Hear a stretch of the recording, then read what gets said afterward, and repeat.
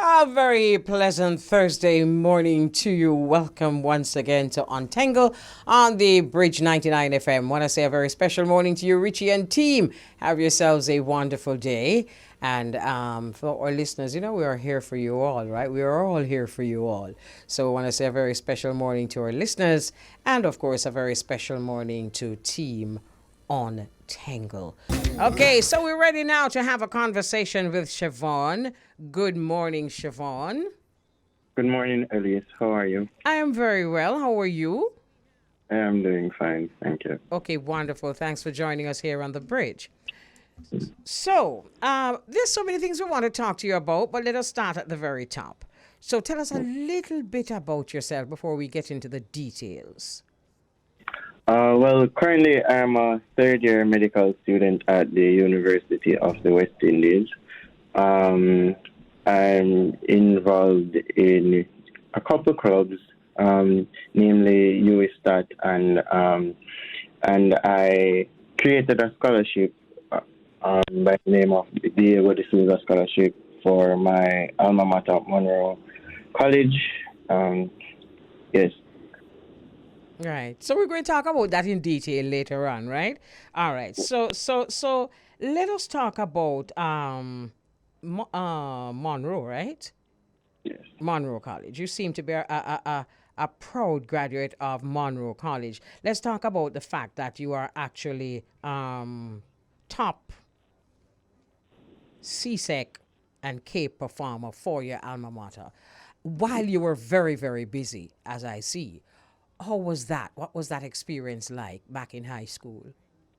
Well, it was a really good experience. It taught me time management. I had to go to different training sessions and still maintain my academic standing.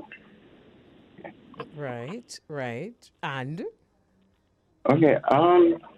Really, it was good. I amassed a total of 16 ones, 18 CXC and 18 CAPE. I got, I think, 3 twos and a 3.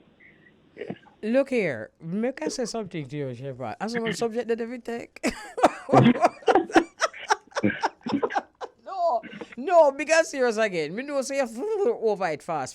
But slow down a little bit and tell us that again. I mean, how many CSEC, how many your CSEC and your CAPE?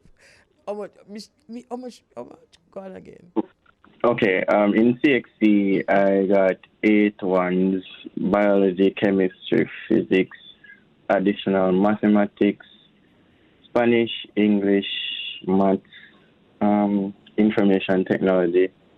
Yeah, those are the ones, and I got 2 in, I got 2 in English. You got 2 in English after you get 1 in the whole of the Yes. No. Eh? Yes. Is what it up with the English? The English. I can't tell you. And in CAPE, I got 2 in communication studies as well. Mm-hmm. Yes, and 1 in everything else. You know something though that's amazing. You got ones in subjects that have nothing to do with the other. So you got ones in sciences, ones in arts, ones in technical subjects. You are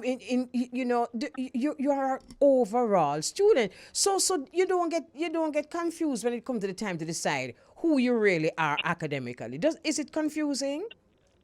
Well, not really. I was more attracted to the sciences. As such, I did all of the sciences in CAPE. I did biology, chemistry, physics, and I did pure maths as well. Mm-hmm. Yes. Okay. Let me ask you this. I'm definitely going to be asking you this. 2 in English is good. But after all them ones in all the other things, it tells me very clearly, because I know I have some of the brightest friends. And them brilliant at everything, and them speak well too. But it's when it comes to English as Jamaican, then we say to me, oh, you spell so and so. I'm say, you ask me how me spell so and so after you have all them. You look here, Bridget. So what is it about English that challenges the most brilliant of Jamaican students? I think it's based mostly on your expression, and when I was in high school, I didn't read as much as I read now. So I think I've gotten better at my expression and stuff. So I probably would do better if I tried now. Right, right. I hear you, and I understand that too. And I always say that we write the way we speak, and nothing is wrong with the way we speak. It's just that when we are writing, we have to understand that there's a different principle. So sometimes it's good to be able to speak the way you write, that you can deal with it from there. So something I'll never forget. I'll never forget when I was in school way back in the day, and this young man, we were asked to talk about our holidays and how it was, and this brethren him just writes a film holiday was very sad. You see, you see, and Yeah, him. yeah. No, him never seen nothing wrong with that because that's the way he speaks. Okay, all right. So how is university life treating you? Well, it's good. I'm discovering myself, trying new stuff. The online issue is it was different. Took some getting used to. Yeah. Yeah. But currently I'm back face to face sometimes. Right.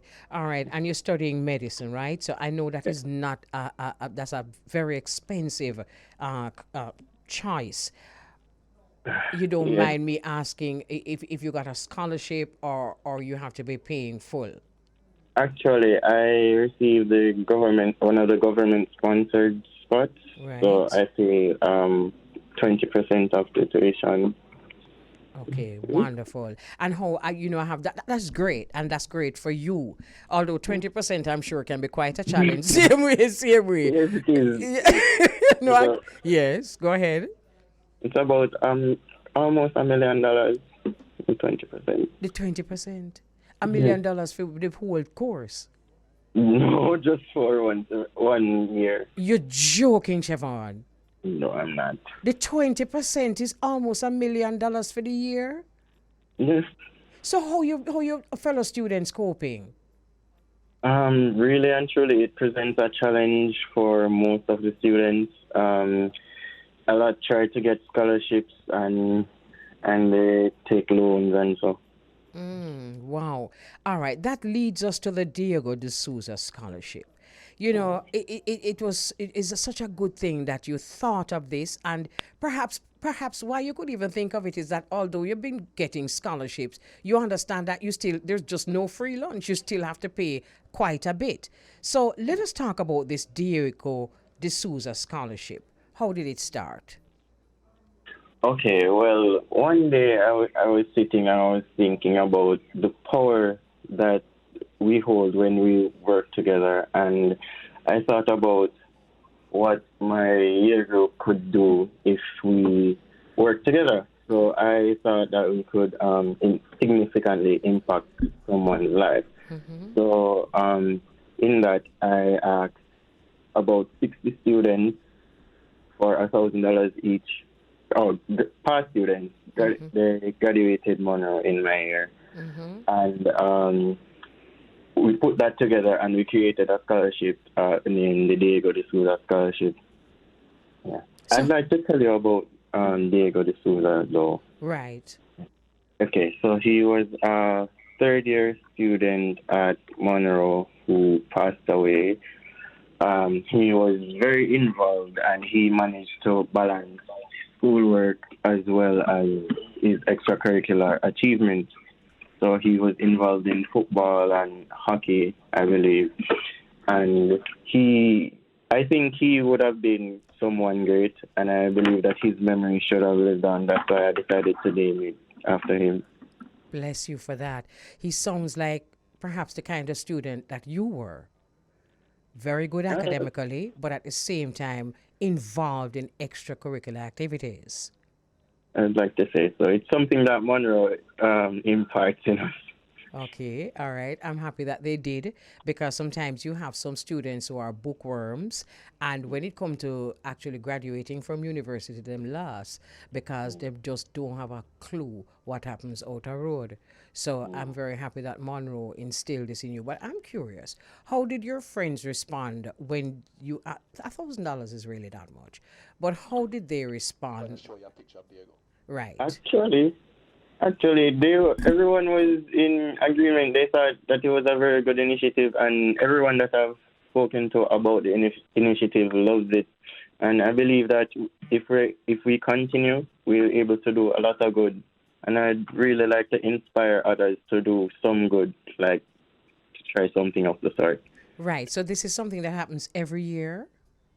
Well, this is actually the first year, but I plan to continue it over time, Right. especially seeing that most of the students that graduated in my year group aren't working as it. So that's why I think it's really special. Right. So this scholarship, what is $60,000? Yes, it was $50,000. So the person who gets the scholarship, what's the qualification that they need to get the scholarship? Well, it was a fifth form student that was also involved in football, and I managed to balance extracurriculars with academics. Okay. So that's Omar Farrakhan. Yes, Okay, so he got the scholarship. Well, we give thanks for $60,000 because it's $60,000 that he did not have. yes. But at the end of the day, when you think about how expensive education is, how far do you think this will go? Um, it probably could pay it could pay a portion of its school fee, or it could be used to buy books. But eventually, when we're able to reach more people and we can significantly improve on the value of the scholarship, I think it would be more beneficial to students. Right. What about inviting the old boys in on it? I Actually, our school has a really good old boy system. I got the idea from them. They usually give out scholarships, so I think it can happen. Right. Okay. All right. We just got a picture of a Diego, and he was really pretty young, right? Wow. So you told us a little bit about Diego. Now we have a picture of Diego, and it was just so thoughtful of you. Were you a friend of his? Well, I knew him not quite well, but we used to talk, and he was on the junior football team, and I was on the senior football team. Okay. So that's where you both met. Yes. Okay, that is just so thoughtful of you. Is there anything that you want to say to particularly students now, generally to students like yourself, and to members of your alma mater, those who are actually there now and those who are studying now, with all that you've been through? What would you like to leave with them? I would say you are able to do great things when you put your mind to anything, and don't wait. And the students, I'd like you to always keep God in the forefront of your mind. Yeah. I love that. I love that. I think we're putting you on the spot, Shevaughn, but it's a good thing. It's a good thing because let me tell you something. You see, because of all that you have accomplished and all that I'm sure you will accomplish, you are going to be asked to speak on many more occasions than this, okay? So you just Okay. sharpen up those communication skills and take over English and get a one and show them, say, Abe. All right. Thank you. You're most welcome. Nice talking to you. Have yourself a wonderful day and continue to be that leader. Thank you. You too. All right, my love, you take care. All right, it's always a pleasure to talk to these young people. And of course, Shevaughn is quite an example and not only just as an example for his peers, but also as an example as a leader, because that was a wonderful, initiative of him to ask those who graduated with him to put $1,000. You can imagine if you had more people like that, how much you could accomplish? A whole lot. Because as I said, it's $60,000 that we didn't have before. So we're going to take a break. We soon come. So we now have live online Kimon Meikle, Marketing Officer for Caribbean Dreams. Good afternoon, Kimon. Hello, thanks for having me. Okay, wonderful. So we're going to talk a little bit about Caribbean Dreams. But before we do that, let me just ask a little bit about you. Tell us just a little bit about yourself. Well, I've been at the company Jamaican Teas for 2 years, but been in the marketing field for much longer, about 10 years. Okay, what's it like at Caribbean Dreams? Lovely company to work for, very family-oriented, hard-working staff, and, management. So we're just trying to push through these rough times and make the best of it. Okay, great. All right, I was given a list of all different kind of teas that Caribbean Dreams offers. A long list. Right, okay. So the brand is owned by Jamaican Teas Limited, the largest tea packing plant in the Caribbean, and it's located right here in Kingston, Jamaica. So do you grow your own teas? No, we don't grow our own teas. We source raw materials from mostly, local and overseas farmers. Okay, all right. Do you someday hope to grow your own teas? Well, that is something that would be lovely for us to do, but we would have to think about finding the space, the farming area, lands, and everything to get that done. But it is something that we have considered. Okay, beautiful. So let's talk about the range of Caribbean Dreams healthy herbal and therapeutic teas. Does Caribbean Dreams only produce healthy herbal and therapeutic teas? No, Caribbean Dreams has a line of herbal and therapeutic teas, but we also have a line of pantry items to include coconut milk powder, condensed and evap coconut milk, soups, and browning, a whole slew of items. And we actually have some new items coming in from the pantry line in a few months. Okay. So it's not just teas that Caribbean Dreams produces. Okay, so we're going to talk about the teas in particular today, though, right? Right, yes, because definitely. It's the teas that sponsor Talk the Truth. So Yes. it says here, Caribbean Dreams, turmeric with ginger. Turmeric is a very powerful natural healer, very strong painkiller, and anti-inflammatory ingredient. Does Caribbean Dreams have this turmeric tea with ginger? And how fast is it selling? If you don't It's mind going me really, asking. it's going really well, especially in this, pandemic that we're having. Everybody is trying to keep their immune systems as boosted as they can. So it is a really fast seller for us. And as you said, it's anti-inflammatory, it's a painkiller, it's immune boosting. Right, and One other thing- things. One thing that we want all our consumers to know, though, for the maximum absorption of turmeric, it's best to add a little black pepper or fat in whatever you're consuming so that it will help to absorb more into your body. When you say fat, the maximum. what kind of fat do you mean? Well, fat could be, if you're making turmeric, as you know, is similar to curry, so you can use it with your meats and so on. So that would be one way to have it, but you could also use it with coconut milk, that kind of fat. So it doesn't necessarily have to be animal fat. Okay. All right, fine. A lot of people may not have known. They may be drinking turmeric tea for quite a while, but the adding of the black pepper. Yeah. I mean, does Caribbean Dreams help us with the quantity? Because you're going to put It's literally just a few specks. Nothing that is going to overwhelm or overpower the taste of the tea or the food that you're producing. Just a few specks. Okay, because black pepper is black pepper, and Right. because let me tell you something. What is it about black pepper? If you know, I don't know. What is it about adding something like black pepper to the turmeric that helps. It's absorption of the turmeric. Yes, it helps with the absorption into the bloodstream. So there's some, detailed science behind it, but that's what we've been advised. The black Okay. pepper helps with the absorption in the body. Very interesting information and vital information too, because Yes. most people just do the turmeric with the hot water. Right, exactly. All right, I'm going to have to shut my eye now and take out the black pepper and put a little bit in there. Just a little. Okay. And what's also important to note, we're coming out with an instant version of turmeric. So we have the turmeric in the tea bag, but we're also going to come out with an instant version. If you're familiar with our instant ginger, which is a sachet with crystals where you just add water, we'll have the turmeric version of that coming out in a few months. Wonderful. All right, we're going to wind up now. What the cinnamon mint, and it says diabetic tea.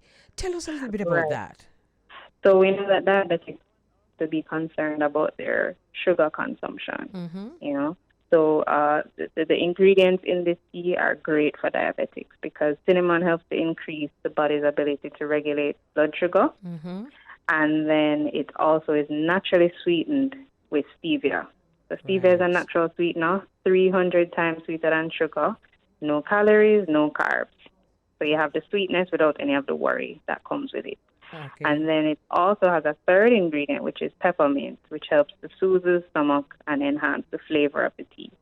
So it's great for diabetics because it's a great tasting tea, as with all our teas, but then it also has that natural sweetener, so you don't have to be worried about that as a diabetic. Okay, and are there any other teas that Caribbean Dreams offers in the healthy herbal therapeutic line? There are over 20. To be honest. Lots. There's a lot of ginger variants: ginger lemon, ginger mint, green tea and mint, turmeric, chamomile, busy, surgery. I could go on and on. Oh, not busy? Yes, we do. Never know that. Surgery. All right. Okay. Good, but I give you something to go and try now. Yeah. All right. So for those who want to find out more about Caribbean Dreams, how can they? Well, we're on social media, Instagram and Facebook at Caribbean Dreams Official. And you can always try our teas or any of our other pantry products. It's found in most supermarkets and wholesales island-wide. Distributed by Amalgamated Distributors Limited. Okay, wonderful. Thank you so very much for talking with us. And now when we say Talk the Truth is brought to you over a cup of tea, now we can fantasize about our favorite teas and, Yes. Or you can listen to the program while drinking your favorite cup of tea. There you go. All right. So thank you very much, Kimon. Thank you. Nice meeting you. And thanks for the information that you just shared. Thank you for having me. Most welcome. All right, so that's Kimon Meikle, Marketing Officer for Caribbean Dreams, telling us more about some of the therapeutic herbal teas that Caribbean Dreams offer. Good afternoon. Good afternoon, Beauregard. How are you? How you doing, Mama Kelly? How's everything? I am good.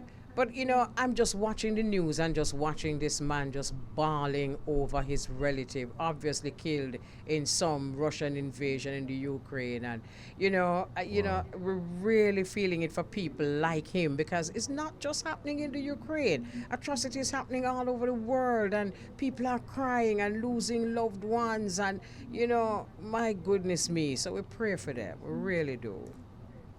It's definitely sad, everything that we see happening over there in the Ukraine, all the families that have been displaced and, people out of homes right now, people don't have food, people don't know how to contact relatives, they don't even know if relatives are alive.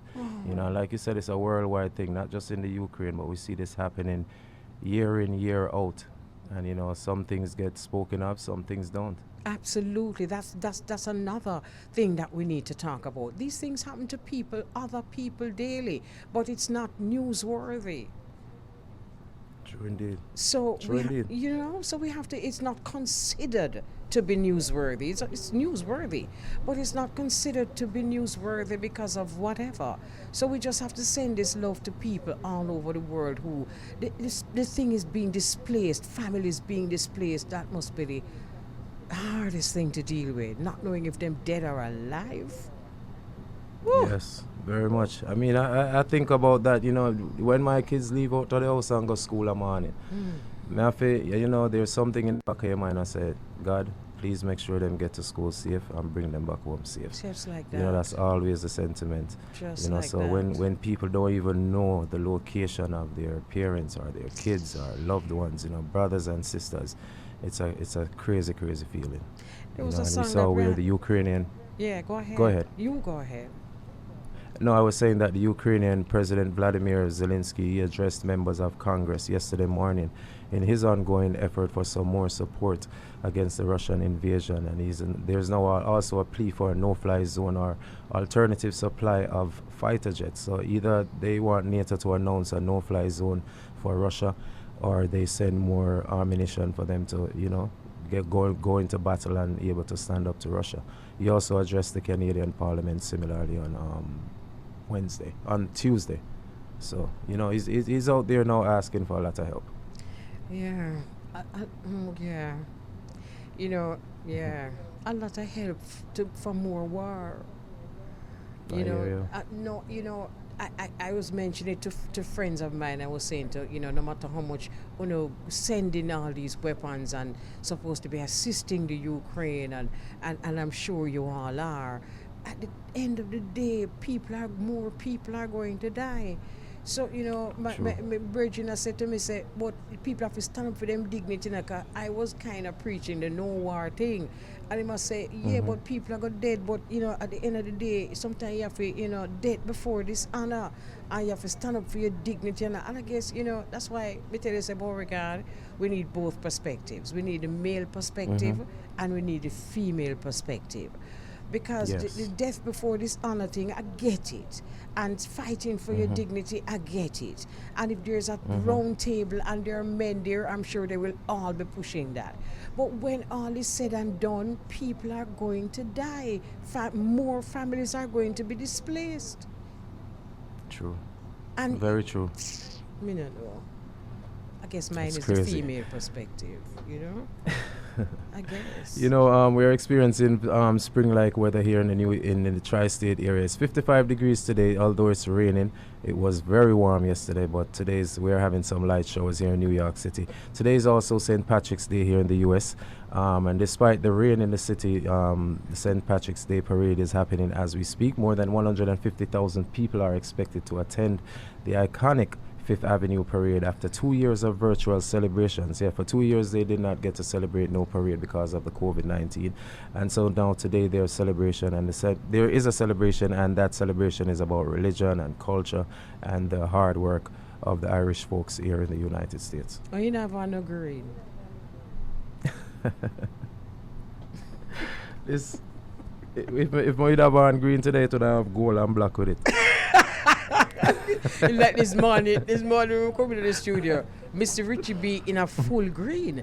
And me I say, everybody green up so today. So Richie B said, well, it's St. Patrick's Day. So me said to him, so you didn't know, what should I say to him, so you didn't know that before you dressed this morning? You know what?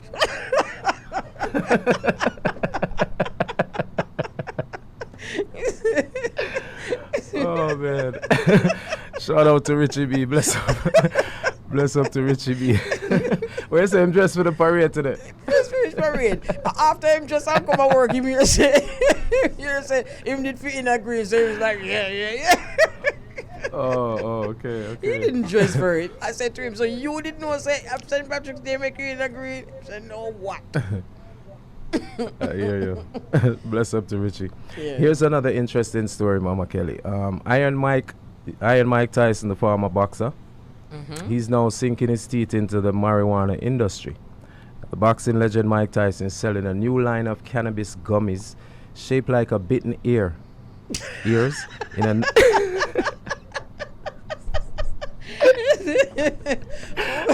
You cannot make this stuff up. He's now selling a new line of cannabis gummies shaped like a bitten ear in a nod to his most notorious moment in the ring. That moment back in 1997 when he bit the ear of Evander Holyfield during a match.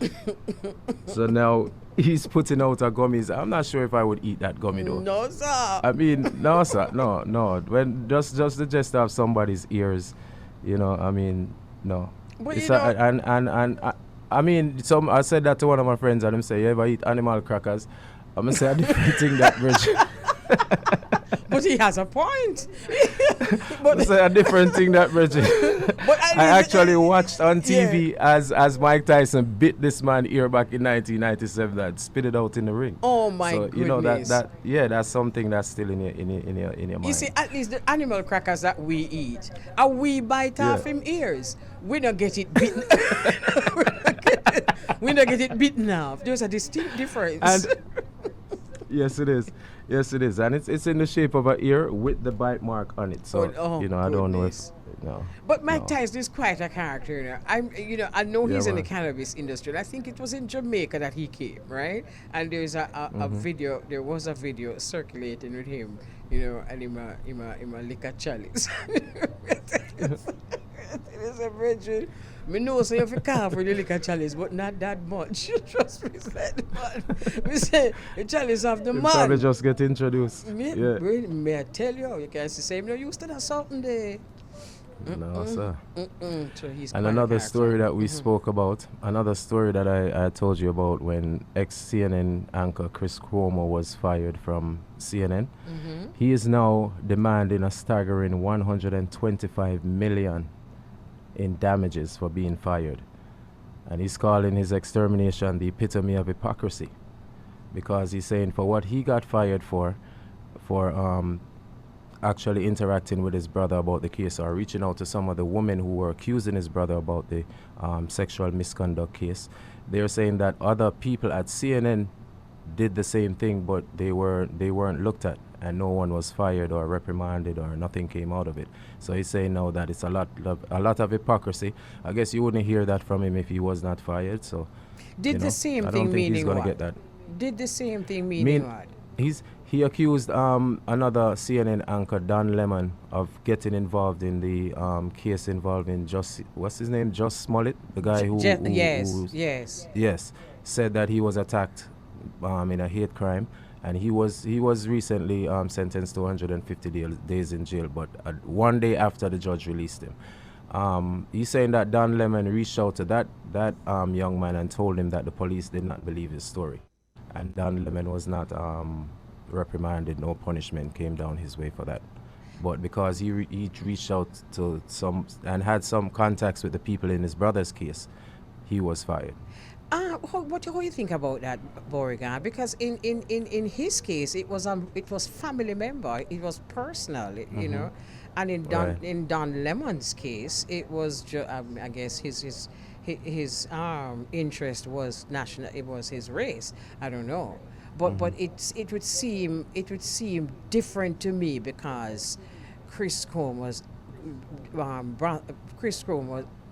reached out on behalf of a relative, on behalf of his brother who held a post in government, and we don't know how you feel about that. How am I about him virgin too?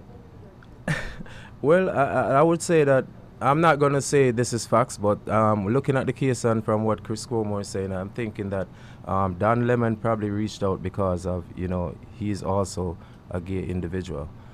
So that was what it was. Saying, yes, I remember. Yes. So they're saying, So there might be some bias on the way Don Lemon was reporting the story. I remember there's that issue too. So they're both issues, the black and the gay. Yes. Okay. Yes. Well, so it go. I'm sure so people will, so it go. A willy money in my ass for the if enough money that one. Me tell you forget fired. If you me not nothing to say about them, the people, their business are the same, because at the end of the day, anything else? Yes, one more story. There's going to be no more family freeloaders according to Netflix. They're saying that Netflix is now ready to charge extra for sharing accounts. The days of freeloading off a friend's Netflix account could soon be over as part of an ongoing campaign to crack down on rampant password sharing. So now Netflix is saying that too many accounts are being shared outside of the household. So anybody who wants to Netflix and chill, gonna have to Netflix and bill. Pay the money. mercy. Oh boy. No more Netflix and chill. No, Netflix and bill. No, enough sharing. I go on with you. You know, some of my friends Yeah. are saying to me, "Why am I not sharing with Beauregard some of what is the political, things, news that's happening here in Jamaica with someone who are resigned?" And let me tell you something. Me could have shared them, because me read them, but me not give them none of me Right. ear time. Me didn't get enough. No. No, I might soon be. Oh my God. I might soon be accused of being biased, but me not care. No name of them, the name they not call for me sure. If you want to call them, fine, but me not give them no ear time, boy. Right. I hear you. But if something happens that I find that worthy of sharing that you probably don't know, then I guess maybe. But I am done.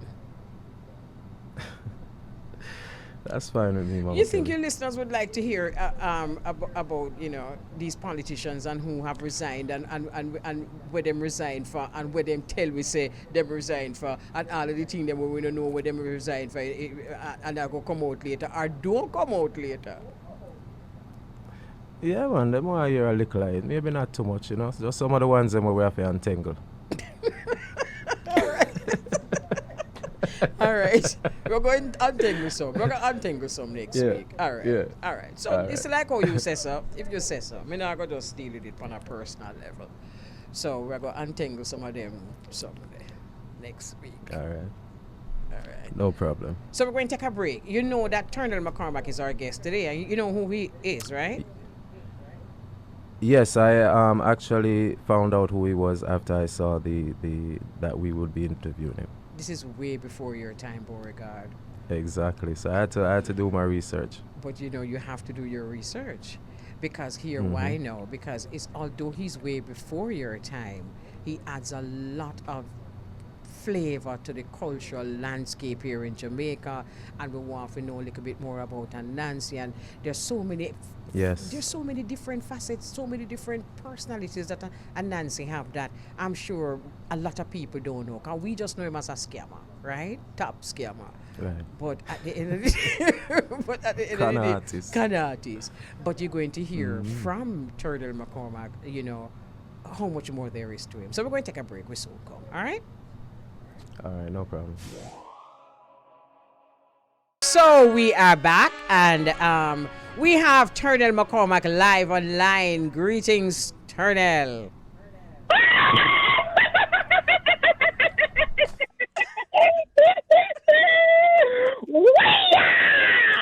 Sister Elise, how are you? It's a good thing I warned my listeners that our very special guest was a Nancy, and he comes in the form of Turnell McCormack. I am very well, Turnell, and I'm so very happy to have you. And I described you as an unusual guest, and sometimes we just have to do things differently. So welcome to the Bridge 99 FM, and can I tell you that this interview is being streamed as we speak, live to the tri-state, that's New York, New Jersey, and Connecticut. So our listeners on the Irie Jam radio in New York, they're going to be hearing you also. All right, so I just want you to know that. And the host for the program on Irie Jam radio is Beauregard, and he will also join in with some questions. All right. So for the sake of our listeners, for the sake of those who are listening and may not understand a Nancy, could we have Turnell for every now and then, more now than then? Could we have Turnell's voice? All right, Beauregard, how you doing? Greetings, Turnell. How are you doing, sir? Blessings, sir. Give thanks every time for life. All right. Yes. So we had a conversation here in the studio a while ago as to what to put up Turnell McCormack as, whether he's a storyteller, because one I say I'm not an artist and the other one I say, yes, I'm an artist. So I want you to take us back to Turnell McCormack and the Cardells and show them, say, you was artists. All right. Okay, first I must put it straight. I'm a singer and a storyteller, or a storyteller and a singer. And what I've been trying to do over the years is to bridge the gap, especially in the dance hall and thing, because the folk things and especially Anansi is not very much overstand by some of us. You know, as you were saying earlier, and is a lot of us think it's just a trickster. And more than that, the stories and the character far more complex. But I must take it back now. I started out at 16 years old. You know. As a matter of fact, I find at the time I write songs from about 8 years old. You know, then I left a country, St. Mary, at 15.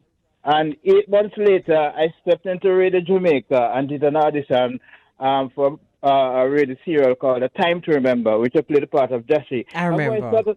Okay. And then the writer of the story at that time was Gloria Lanneman, who was at one time in the 80s the general manager from JBC. And then we had the condensed milk shortage at the time at Bog Walk. And I realized then from early that I have the talent for telling stories because my grandfather, my mother's father, he used to tell me a whole story when I picked me up from about 3.5. And it was very natural for him to go into the Maroon stories after. And the Maroon stories, you know, we used to be very proud of Maroon heritage. Oh, you are a Maroon? Well, me that's a part of it from the grandfather's side. Got you. Yes. You know. Okay. And I must say right here, I'm really from the grassroots because my my grandfather, which died before I was born, was a healer, one of the first famous healers passed through St. Mary. Okay. You know, so they're herbalists. And my mother, grandmother, which is my great grandmother, I'm just nearby her grave right now. See me out today. When we go in a St. Mary Labyrinth.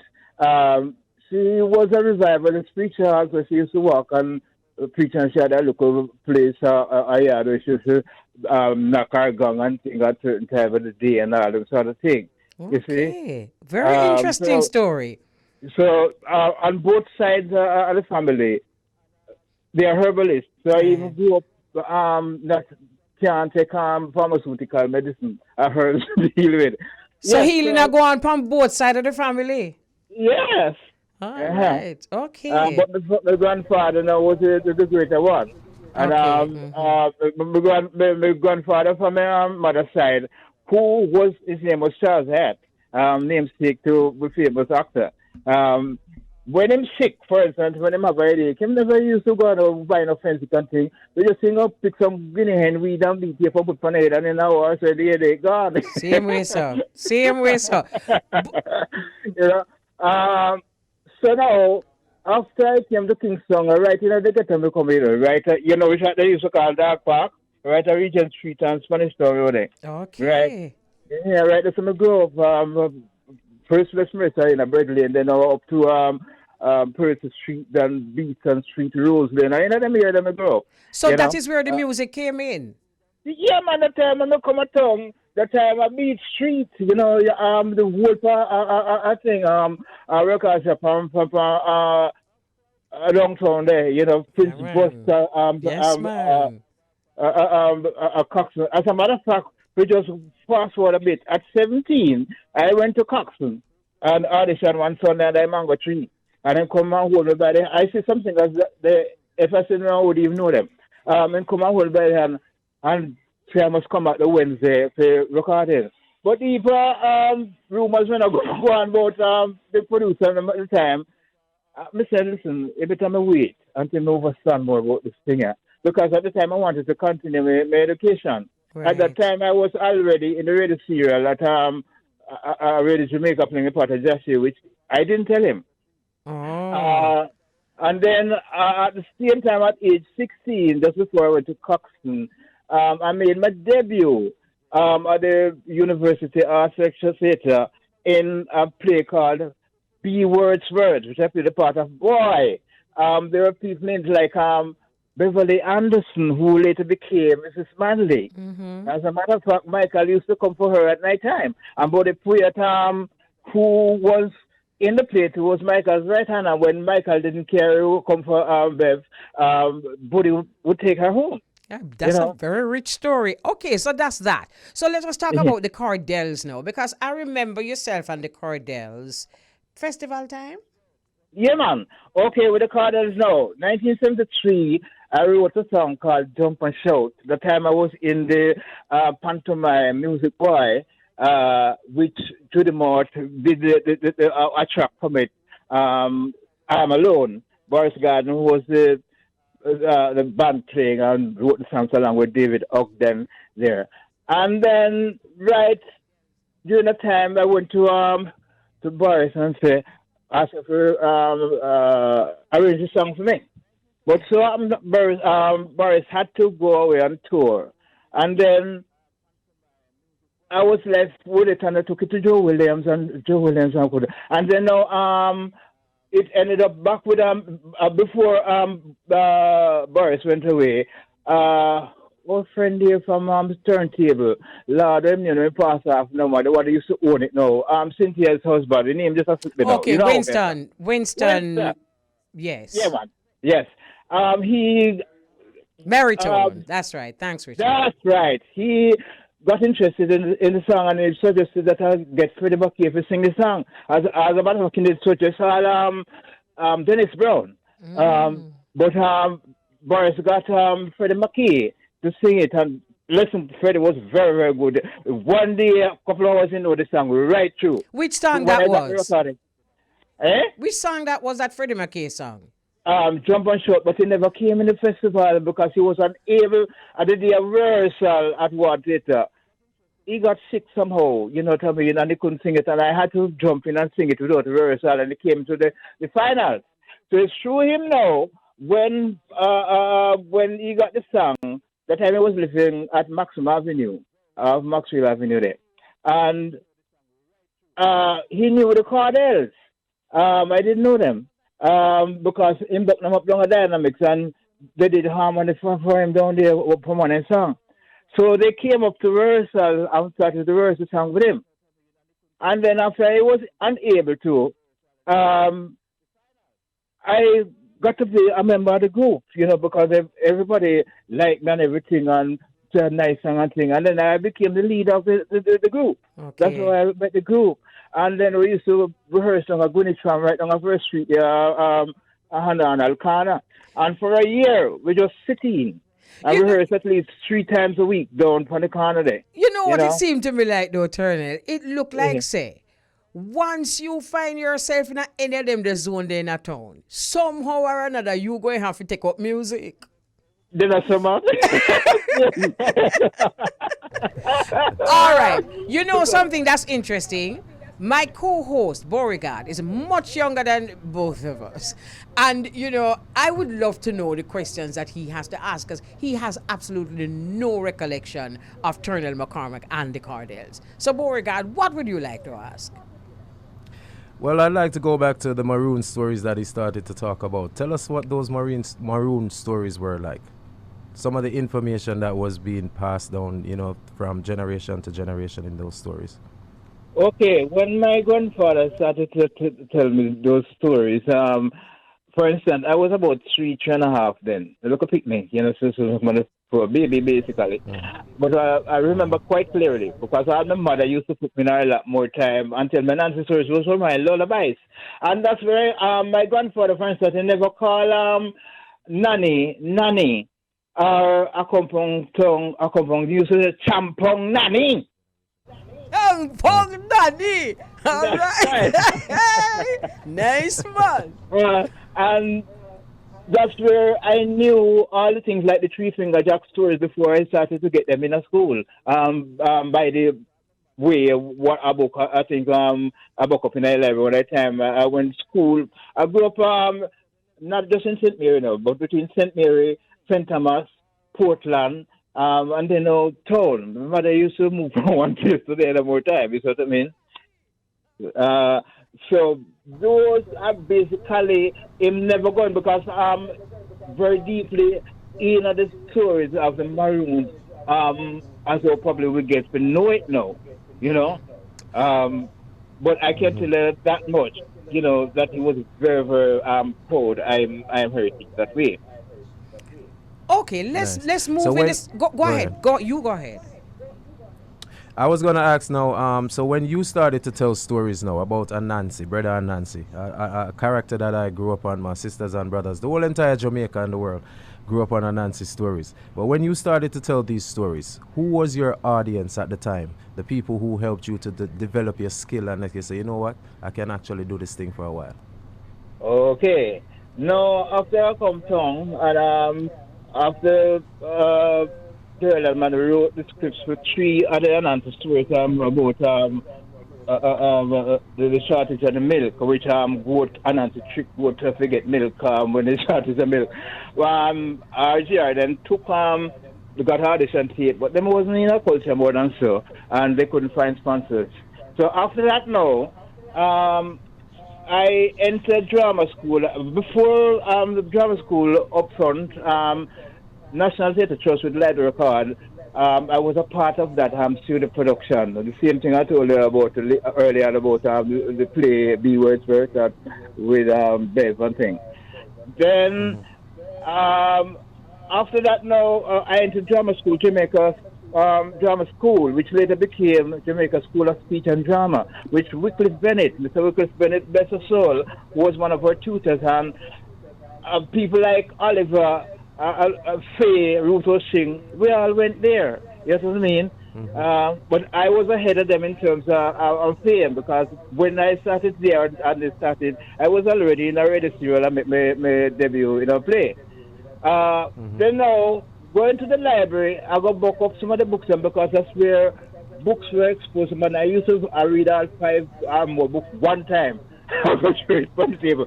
I got book up my slow book, because things like what was it called, Jamaican Anthology or something of the Yes. kind. Yes. And I got book up my slow book with Natongla dialect pieces, but the story Anansi and Cyril. And I remember before, as I look at in my early teens, I heard tell the story when they're country, and then I got excited and I started to rehearse the story for the festival, and I entered it, and I won a silver medal. All the time I was in the pantomime, music boy. Before then, I did my first pantomime, Rockstone and Nancy, and that's where a lot of the information was exposed to me deeper, because there are three characters, Onyami, Nyankopong, and Ottoman Koma, were the gods, and Masran, bless his soul, Masran, who played the Anansi character, he did something wrong in the play, cheated on his wife, and he got a beating from it and had to ask repentance from those three gods, and I started to understand much deeper about it then, that there is a trinity that guides the stories. Then after I won the medal, I went to Miss Lou. Eric Douglas then, who was director of TV Ringing at the time, I went to him a little before and told him that I have a story. And then I went to Miss Lou one evening of during pantomime, and she immediately accepted me because she knew me before, because she used to be one of our guest tutors in drama school. And I started to tell stories on Ringding, which I basically became the in-house storyteller for Ringding. I remember. But we're running out of time, and I really want to ask more about Anansi.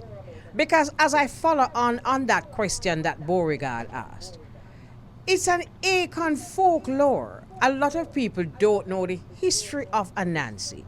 Tell us about the origins of Anansi as an Acon folklore and how they differ from the stories that we heard of Anansi the scammer. Great. Now, you see the Akan people were part of a larger race of people like the Ashanti and things. We come way back from Egypt and travel right up to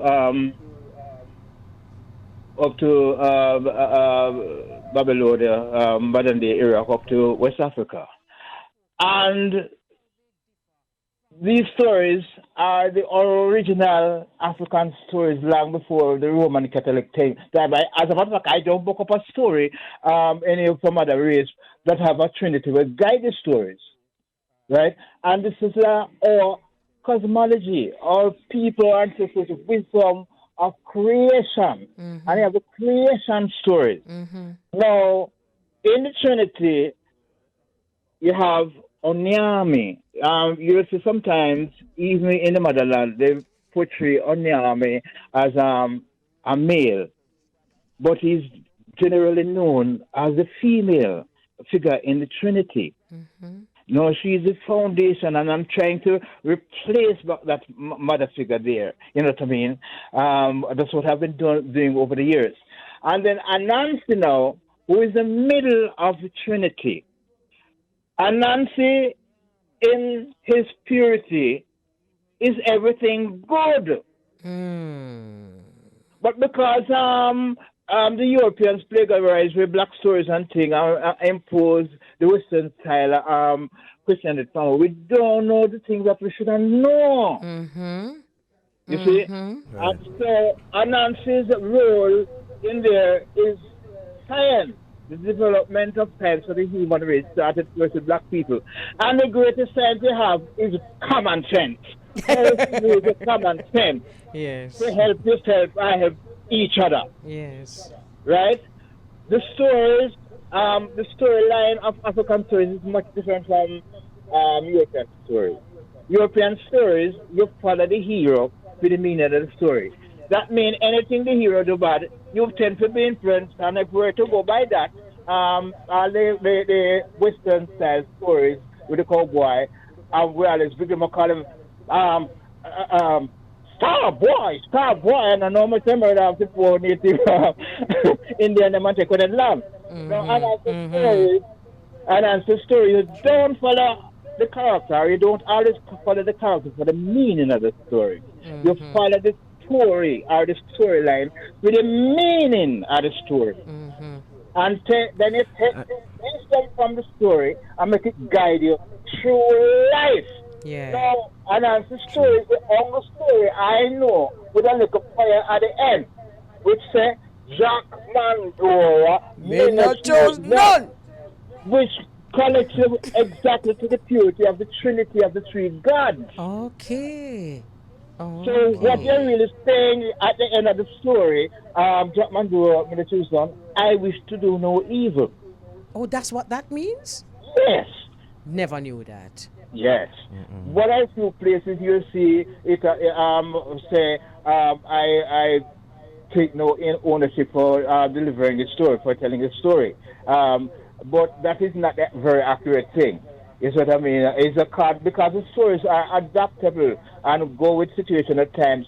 One or few storytellers might use that, but the real meaning is I wish to do no evil. That's what that prayer at the end is.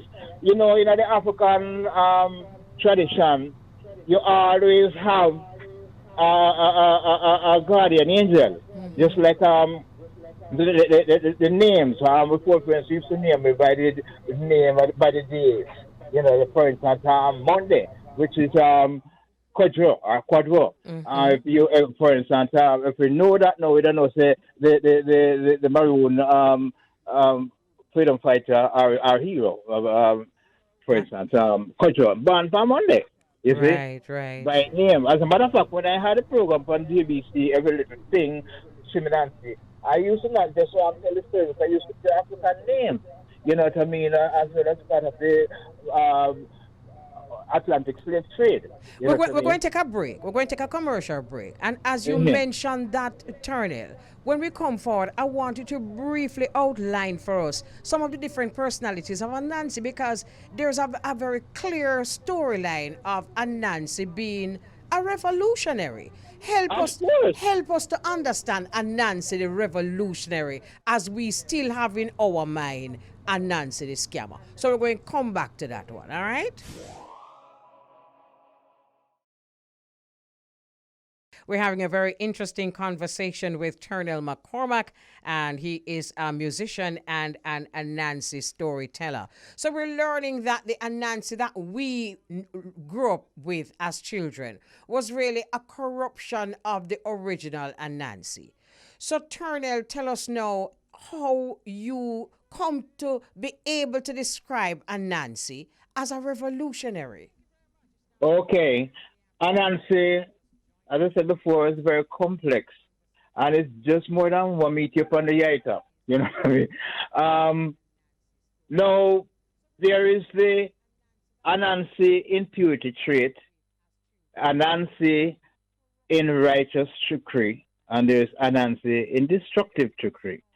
And there's the direct image and there's the transfer image.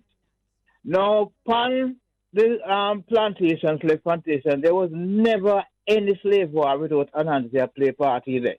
You know what I mean? To help to organize behind, right? So overthrow the white slave master because of what we've been through. For instance, the trait, you might have more than one of the trait inside of you, you know. And every one of we, whether black or other races, have that trait. And for instance, you find that some of the freedom fighter have that trait, but it's not just that trait straight. For instance, I'm from St. Mary, where Taki is from, after it was brought from Guinea to Jamaica. And when you look on Taki, Taki have the lion trait in him and he have the Anansi trait.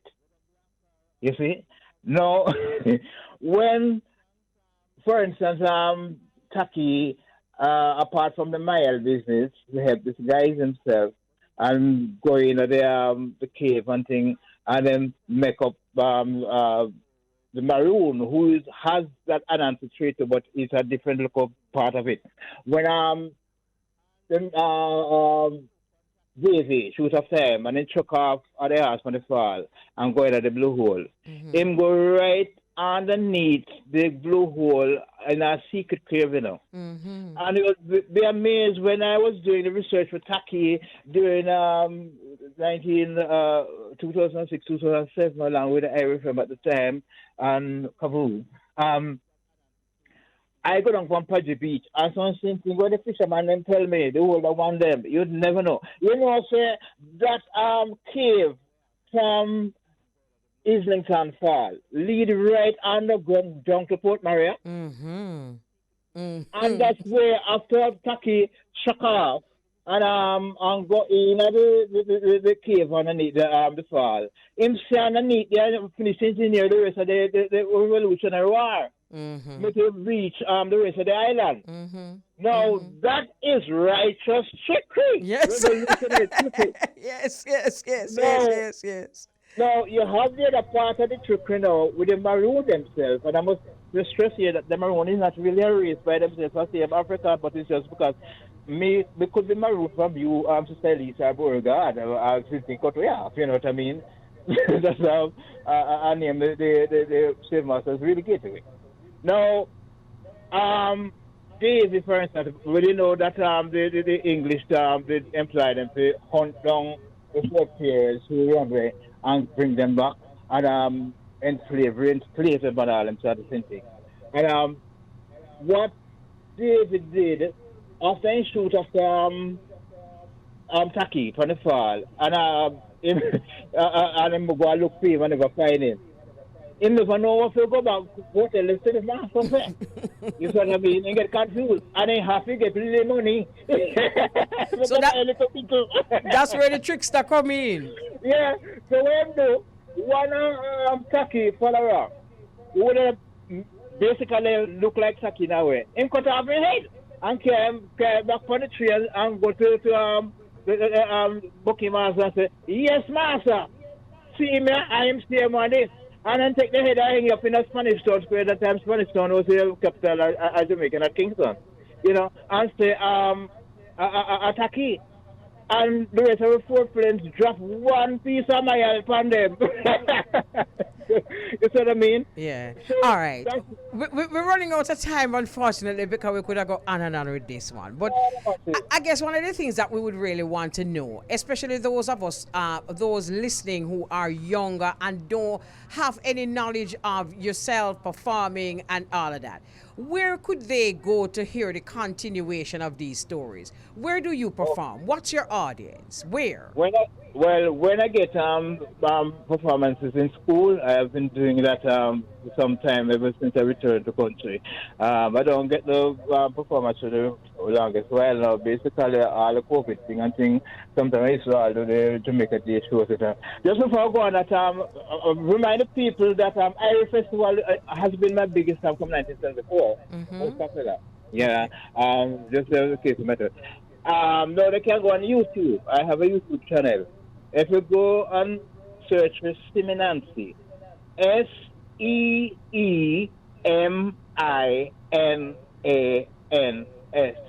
one word. Seminancy.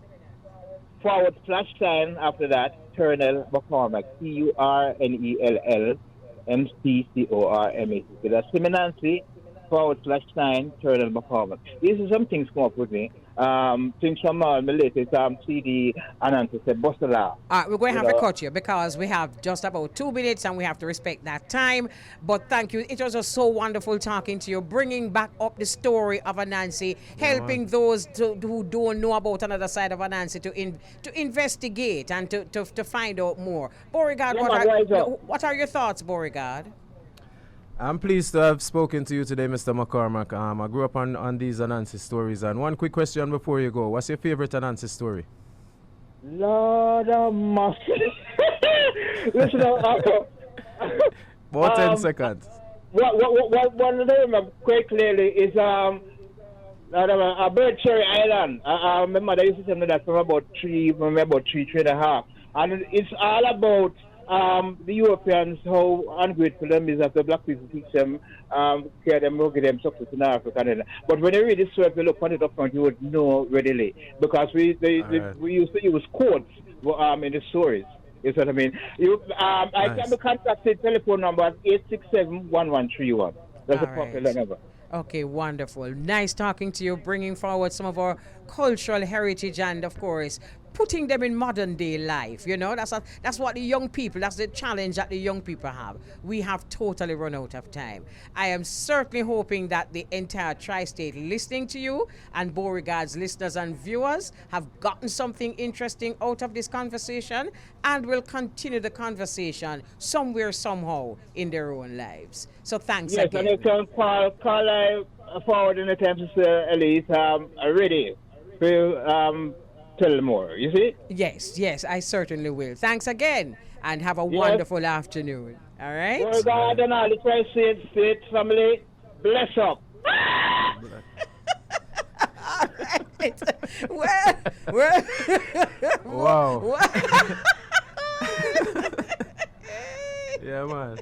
Yes. That was wonderful. That was nice. Wonderful. Sometimes we ever go down to them because something there. So that was True nice. Indeed. Thank you so very much for participating, Beauregard, and of course, thank Always you very a much pleasure. for your listeners and Irie Jam Radio listeners and viewers, and just a little something to think about. Also, bless up the Untengled team, Richard Rainford. Also, bless up Romaine, who was here for a few. Here you are. Bless up yourself, family. Art of love every time, right? So bless up yourself. Want to say enough love to our producer, Vaughn Thorpe. Of course, Nikki Z is standing by. Thank you very much, Sean, for always being there when I ball out and say, Sean, you say, Auntie, I have it, man. Auntie. So bless up yourself and Beauregard. Always a pleasure. So this is how we say so long.